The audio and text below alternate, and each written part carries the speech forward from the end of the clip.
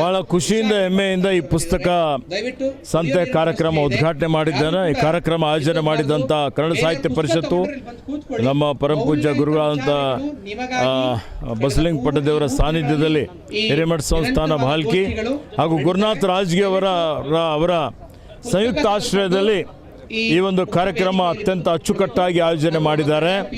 ಭಾಳ ಅವಶ್ಯಕತೆ ಇತ್ತು. ಗಡಿ ಭಾಗದಲ್ಲಿರುವಂಥ ಈ ಬೀದರ್ನಲ್ಲಿ ಕನ್ನಡದ ಬಗ್ಗೆ, ಸಾಹಿತ್ಯದ ಬಗ್ಗೆ, ಪುಸ್ತಕಗಳ ಬಗ್ಗೆ ವಿದ್ಯಾರ್ಥಿನಿಯರಿಗೆ, ಯುವಕರಿಗೆ ಅರಿವು ಮೂಡಿಸುವಂಥದ್ದು.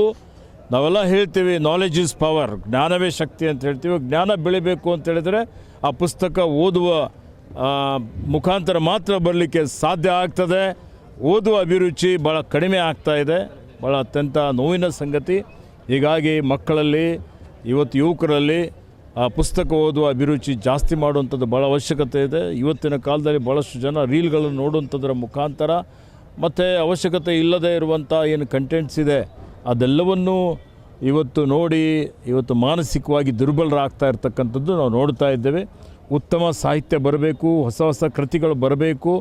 ನಮ್ಮ ಬದುಕಿನಲ್ಲಿ ಏನೇನು ಆಗ್ತವೆ, ಈ ಬದುಕಿನಲ್ಲಿ ಬರುವಂಥ ಎಲ್ಲ ಸಮಸ್ಯೆಗಳಿಗೆ ಈ ಒಂದು ಪುಸ್ತಕಗಳು ಓದುವುದರಿಂದ ಅದಕ್ಕೆ ಪರಿಹಾರ ಇದೆ. ಆ ದೃಷ್ಟಿಯಿಂದಲೂ ಪುಸ್ತಕ ಓದುವಂಥದ್ದು ಭಾಳ ಅವಶ್ಯಕತೆ ಇದೆ.